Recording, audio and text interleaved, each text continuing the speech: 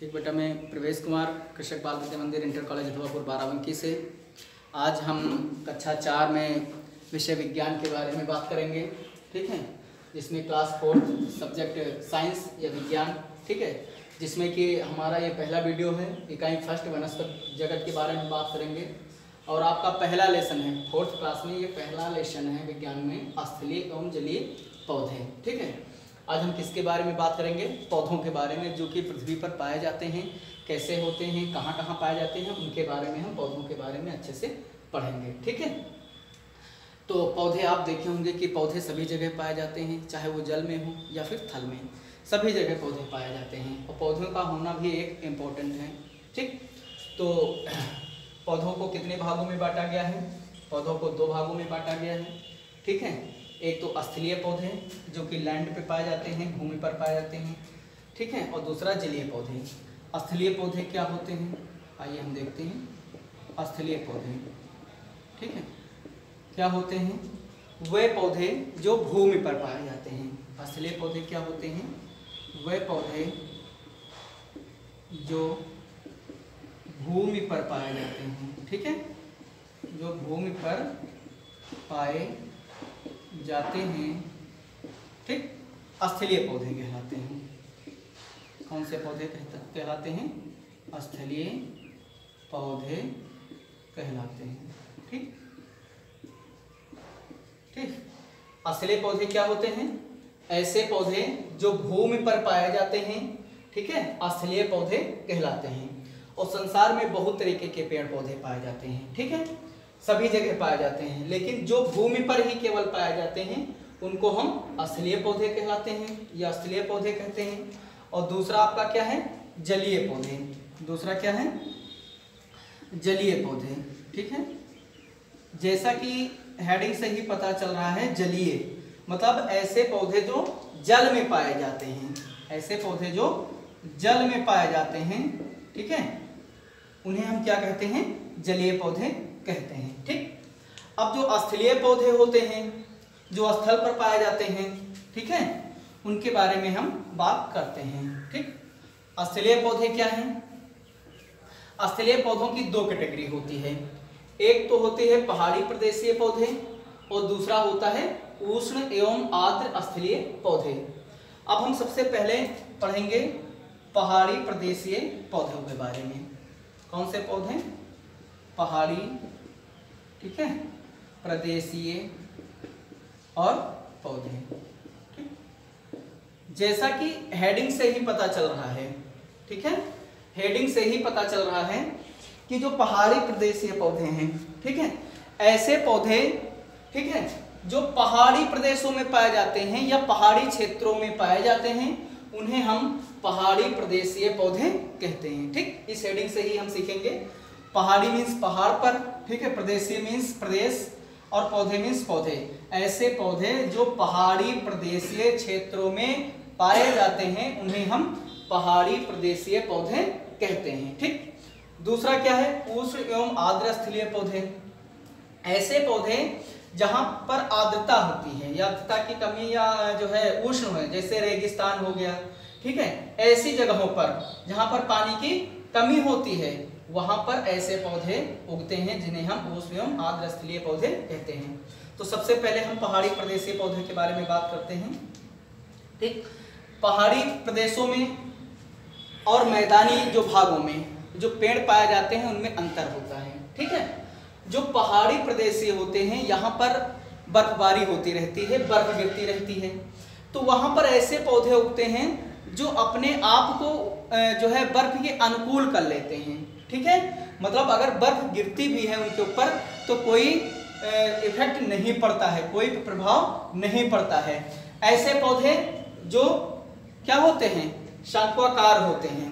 क्या होते हैं? शंक्वाकार, मतलब शंकु के आकार के होते हैं। ठीक है, कैसे होते हैं? शंकु के आकार के होते हैं, शंक्वाकार होते हैं। ठीक है, उनकी जो पत्तियां होती हैं वो क्या होती हैं? नुकीली होती हैं। क्या होती हैं? नुकीली होती हैं। और जो प्लांट होते हैं वो शंकु के आकार की होती हैं। ठीक है, इसलिए ऐसे प्लांट पहाड़ी क्षेत्रों पर पाए जाते हैं। ठीक है, आइए जरा हम एक फिगर से देखते हैं। ठीक ठीक इस तरीके से जो पौधा होता है। अब यहाँ पर जो छोटी छोटी नुकीली टाइप में पत्तियां निकली होती हैं, ठीक है, अब अगर बर्फ गिरती है तो इन पत्तियों का कोई भी नुकसान नहीं होता है, ठीक है, तो वो सीधा बर्फ पेड़ से टकराकर नीचे की ओर चला आता है। ठीक है, इस तरीके से ये शंक्वाकार जो आपके पौधे हैं वे पाए जाते हैं। ठीक, अच्छा, इन शंक्वाकार पौधों में, इन शंक्वाकार के जो पौधे होते हैं, इनकी जो पत्ती होती है, इनकी पत्तियों में स्टोमेटा की संख्या कम होती है। मतलब रंध्र जो पाए जाते हैं, स्टोमेटा जो होता है, ठीक है, स्टोमेटा, ठीक है, तो वहां पर इनकी पत्तियों में जो रंध्र होते हैं या स्टोमेटा होते हैं, ठीक है, उनकी संख्या क्या होती है, कम होती है। अब जब स्टोमेटा की संख्या कम हुई है तो वहां पर, ठीक है, जो वाष्पोत्सर्जन होता है या वाष्पन की जो प्रक्रिया होती है, वाष्पन की जो प्रक्रिया होती है वो क्या हो जाती है, कम होती है। ठीक है, जब स्टोमेटा की संख्या कम होती है तो वहां वाष्पन की प्रक्रिया भी क्या होती है, कम होती है। ठीक है, और ऐसे में जो पेड़ होते हैं, वहां के जो पेड़ पौधे होते हैं, ठीक है, उनमें जो है वाष्पन की दर कम होती है, उनको पानी की आवश्यकता ज्यादा नहीं होती है। ठीक है, अब हम बात करते हैं कि पहाड़ी क्षेत्रों में कौन कौन से पौधे पाए जाते हैं। ठीक है, तो हमने देखा है कि पहाड़ी क्षेत्रों में जैसे चीड़ हो गया, आपका क्या हो गया, चीड़ हो गया, देवदार हो गया, ठीक है, चीड़ हो गया आपका, देवदार हो गया और टीक हो गया। क्या हो गया, टीक हो गया। ये ऐसे वृक्ष हैं जो पहाड़ी प्रदेशों में पाए जाते हैं। ठीक है, मतलब चीड़ हो गया, देवदार हो गए, टीक हो गए, ये सब पहाड़ी क्षेत्रों में पाए जाते हैं, इसीलिए हम पहाड़ी पौधे भी इनको कहते हैं। ठीक, अब हम और भी देखते हैं। एक प्लांट होता है जिसको हम स्प्रूस कहते हैं। क्या कहते हैं, स्प्रूस, क्या कहते हैं, स्प्रूस कहते हैं। ठीक है, पहाड़ी क्षेत्रों में पाया जाता है स्प्रूस पौधा। ठीक है, जिसको हम क्रिसमस वृक्ष भी कहते हैं। ठीक, यह भी कहाँ पाया जाता है, पहाड़ी प्रदेशीय पौधा है। कौन सा पौधा है, पहाड़ी प्रदेशीय पौधा है, जिसको हम स्प्रूस के पौधे के नाम से जानते हैं। इसे हम क्रिसमस वृक्ष भी कहते हैं। ठीक है, और आपने देखा होगा कि अन्य प्रकार के और भी पाए जाते हैं। ठीक है, जैसे ये तो पहाड़ी क्षेत्रों की बात हो गई है, और भी पौधे पाए जाते हैं। आपने देखा होगा कि जब आप पहाड़ी की तरफ या विजिट करने जाते हैं, यात्रा करने जाते हैं, तो वहां पर आपको, ठीक है, जो सेब होता है, ठीक है, आपका अखरोट होता है, ठीक है, यह भी पेड़ क्या होते हैं, वहीं पर पाए जाते हैं। ठीक है, आपका बादाम भी हो गया।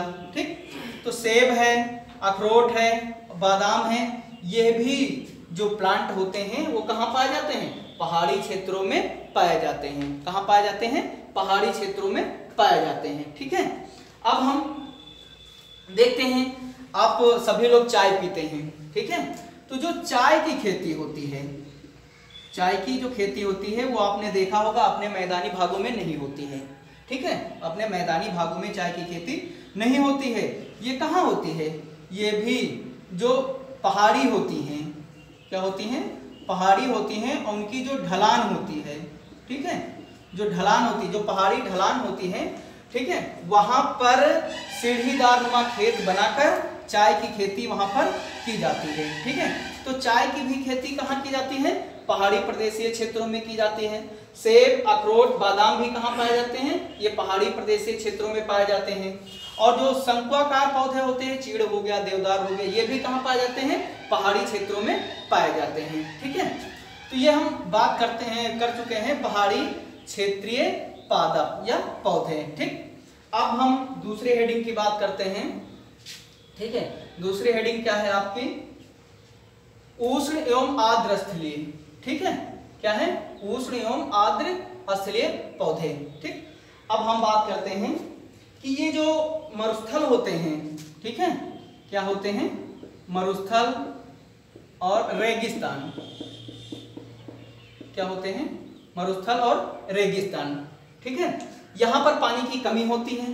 ठीक है, और यहाँ जो प्लांट उगते हैं, यहाँ जो प्लांट उगते हैं वे कैसे होते हैं?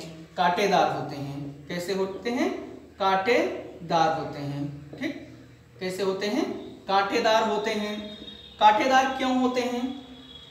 क्योंकि इनमें भी वाष्पन की क्षमता कम होती है और इनकी जो जड़ें होती हैं वो बहुत नीचे, ठीक है, मिट्टी की गहराई तक जाती है। ठीक है, और यहाँ पर जल की कमी होती है और ये जो है पत्तियां रहित पौधे होते हैं। ठीक है, और इनके जो तने होते हैं, इनके जो तने होते हैं, स्टेम जिसको कहते हैं, उसमें जो है क्लोरोफिल पाया जाता है। इसीलिए जो तने होते हैं इनमें ही क्लोरोफिल, पत्तियां एब्सेंट होती हैं, जो लीफ होती हैं, पत्ती, वो क्या होती हैं? एब्सेंट होती हैं, मतलब नहीं पाई जाती हैं। इसमें जो तना होता है वो पाया जाता है और तना इनका कैसा होता है? हरा होता है। तना कैसा होता है? हरा होता है। और जो क्लोरोफिल होता है आपका, जो पहाड़ी या मैदानी भाग, मैदानी क्षेत्र है, वहां पर जो प्लांट पाया जाता है उनकी पत्तियों में क्लोरोफिल पाया जाता है। लेकिन जो मरुस्थलीय पादप होते हैं या रेगिस्तानी पौधे होते हैं उनके जो उनका जो तना होता है वो कैसा होता है? हरा होता है। और हरा होने के कारण उसमें क्या पाया जाता है? क्लोरोफिल पाया जाता है। और क्लोरोफिल क्या काम करता है? ये भोजन निर्माण में सहायक होता है। इसलिए पेड़ पौधे अपना भोजन स्वयं बना लेते हैं। किसकी सहायता से? क्लोरोफिल की सहायता से। ठीक है, एग्जाम्पल में बता दे रहा हूं कौन कौन से हो सकते हैं। एग्जाम्पल आपका जैसे खजूर, क्या हो गया है? खजूर हो गया है। ठीक है, और आपने देखा होगा नागफनी। क्या देखा होगा? नागफनी हो गया है। ठीक है, तो ये सब क्या होते हैं? प्लांट पाए जाते हैं। कहाँ पाए जाते हैं? मरुस्थल में पाए जाते हैं। ठीक है, अब हम इसी में बात करते हैं कुछ दलदली जो जमीन होती है, दलदली जगह होती है, ठीक है, वहां पर भी हमारे कुछ पौधे पाए जाते हैं। ठीक, कुछ पौधे क्या होते हैं? दलदली जगहों पर पाए जाते हैं। दलदली जगहों पर पाए जाते हैं। ठीक है, कुछ पौधे हमारे कहाँ पाए जाते हैं? दलदली जगहों पर पाए जाते हैं। ठीक है, ऐसे पौधों को हम कच्छ वनस्पति कहते हैं। क्या कहते हैं? कच्छ वनस्पति। क्या कहते हैं? कच्छ वनस्पति कहते हैं। ठीक है, अब कुछ और भी हमारे पौधे होते हैं, ठीक है, जो आर्द्र जलवायु में पाए जाते हैं। क्या पाए जाते हैं? आर्द्र जलवायु। कैसी जलवायु? आर्द्र जलवायु होती है। ठीक है, आर्द्र जलवायु। ठीक, आर्द्र जलवायु में क्या है? क्या होता है कि जो जैसे काली मिर्च हो गया, क्या हो गया? काली मिर्च हो गया, ठीक है, बांस हो गया, ठीक है, ये हमारे जो प्लांट होते हैं ये कहाँ पाए जाते हैं? आर्द्र जलवायु में पाए जाते हैं। जहाँ की जो जलवायु होती है वो आर्द्रता होती है, जिसमें आर्द्र होती है वहां पर जो है ये पौधे पाए जाते हैं। ठीक है, अब इसी में कुछ और भी पौधे होते हैं, अन्य दूसरे पौधे जैसे सागौन हो गया, ठीक है, शीशम हो गया, ये भी मैदानी भागों में पौधे पाए जाते हैं। ठीक है, अब और भी हमारे जो मैदानी भाग में पाए जाते हैं पौधे, जैसे जो हमारे मैदानी पौधे होते हैं, मैदानी क्षेत्रों में पौधे कौन कौन से हो गए? जैसे पीपल है आपका, ठीक है, बरगद है आपका, नीम है, आम है, ठीक है ना, शीशम, मतलब जहां पर हम सब लोग रहते हैं, ठीक है, ये क्या है? ये मैदानी क्षेत्र है। मैदानी क्षेत्रों में हम देखते हैं कि हमारे गांव के, हमारे शहर के आसपास ऐसे पौधे पाए जाते हैं, जैसे पीपल हो गया, बरगद हो गया, नीम हो गया, आम हो गया, शीशम हो गए। इन पौधों में क्या होता है? इन पौधों की जड़ें या तना बहुत ही स्ट्रांग होता है। इनकी जड़ें पृथ्वी भूमि को अच्छे से क्या करती हैं? जकड़े रहती हैं। ठीक है, और इनकी पत्तियों में क्लोरोफिल पाया जाता है। ये प्रकाश संश्लेषण के माध्यम से क्या करती हैं? अपने भोजन स्वयं बना लेती हैं। ठीक है, ये पौधे अपना भोजन स्वयं बना लेते हैं। ठीक है, तो ये मैदानी क्षेत्रों में हमारे पौधे पाए जाते हैं। अब हम बात करते हैं किसकी, जलीय पौधों की। किसकी बात करते हैं, जलीय पौधों की। तो हमारा ये स्थलीय पौधा हो गया, स्थलीय में पहाड़ी प्रदेशीय पौधे आपने सुना, और उष्णम आर्द्र स्थलीय पौधे जाना। अब हम जलीय पौधों की बात करते हैं। जलीय पौधे क्या होते हैं, जलीय पौधे वे होते हैं जो जल में तैरते हैं। किसमें तैरते हैं, जल में तैरते हैं, ठीक है, उन्हें हम जलीय पौधे कहते हैं। जल में तैरने अर्थात हम कह सकते हैं जो ऐसे पौधे जो जल में, जल के ऊपर तैरते रहते हैं, उन्हें हम क्या कहते हैं, जलीय पौधे या जल में तैरने वाले पौधे होते हैं। जैसे आपने देखा होगा जलकुंभी, ठीक है, जूसिया और ओल्फिया, ये सब पौधे क्या होते हैं, जल में तैरते रहते हैं। इनमें क्या होता है कि इनके जो पत्तियां होती हैं वो स्पंज जैसी होती हैं, ठीक है, फूली हुई होती हैं, और यह पानी के ऊपर हमेशा तैरा करती हैं। अच्छा, इसमें स्लो मोशन में गति भी होती है। ये जो जलकुंभी हैं ये एक स्थान से दूसरे स्थान तक जा भी सकती हैं, क्योंकि इनकी जड़ें मिट्टी को बहुत कम पकड़े रहती हैं, ठीक है। अब इसी तरीके से जूसिया है और आपका ओल्फिया है, ठीक। तो ये हमारे जल में तैरने वाले पौधे होते हैं। जल में स्थिर रहने वाले पौधे, ऐसे पौधे जो जल में क्या होते हैं, स्थिर रहते हैं एक ही स्थान पर। उनकी जड़ें क्या होती हैं, मिट्टी को जकड़े रहती हैं या पकड़े रहती हैं, मिट्टी तक, मिट्टी में धसी रहती हैं, ठीक है। ऐसे पौधे क्या कहलाते हैं, जल में स्थिर रहने वाले पौधे कहलाते हैं। जैसे क्या हो गया, कमल और कुमुदनी, ठीक। कमल क्या होता है, आपने देखा होगा कि इसकी पत्तियां क्या होती हैं, चौड़ी होती हैं, ठीक है, और ये जल में पाई जाती हैं, ठीक है, और जो फूल होता है ये इसके ऊपर निकलता है, ठीक। तो ये जल में स्थिर रहने वाले पौधे होते हैं। कुछ पौधे हमारे क्या होते हैं, जल निमग्न पौधे होते हैं, मतलब जल में पूरी तरीके से डूबे हुए होते हैं। जल निमग्न पौधे क्या होते हैं, जल में पूरी तरीके से क्या होते हैं, डूबे हुए होते हैं। जैसे यूट्रिकुलेरिया, ये जो एक प्लांट है ये जल में अच्छे से पूरी तरह से डूबा हुआ होता है। अच्छा, ये जो पौधे होते हैं जो डूबे हुए होते हैं, इनको ऑक्सीजन कहाँ से मिलती है, जो पानी में जो घुली हुई होती है, ठीक है, हवा, उसको ही ये ग्रहण करते हैं या उसको ही ये लेते हैं, ठीक।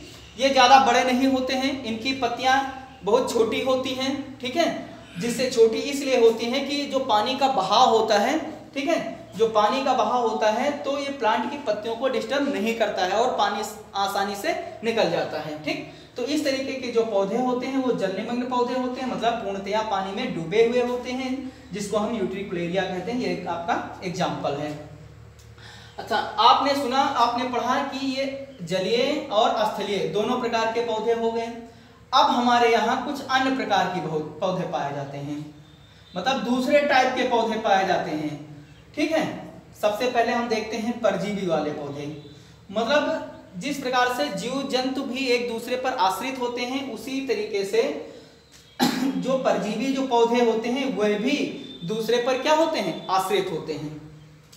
जैसा कि नाम से ही पता चल रहा है कि पर प्लस जीवी, मतलब ऐसे पौधे जो किसी दूसरे के ऊपर आश्रित होते हैं, उन्हें हम क्या कहते हैं, परजीवी पौधे कहते हैं, ठीक। जैसे फफूंदी हो गया और कुकुरमुत्ता हो गया। अच्छा, परजीवी क्यों होते हैं, क्योंकि ये अपना भोजन स्वयं नहीं बना सकते हैं, ये अपना भोजन स्वयं नहीं बना सकते हैं, ये अपना भोजन प्राप्त करने के लिए दूसरे के ऊपर निर्भर रहते हैं, इसलिए जो है ये परजीवी कहलाते हैं, ठीक। अब क्या है, कीटाहारी पौधे।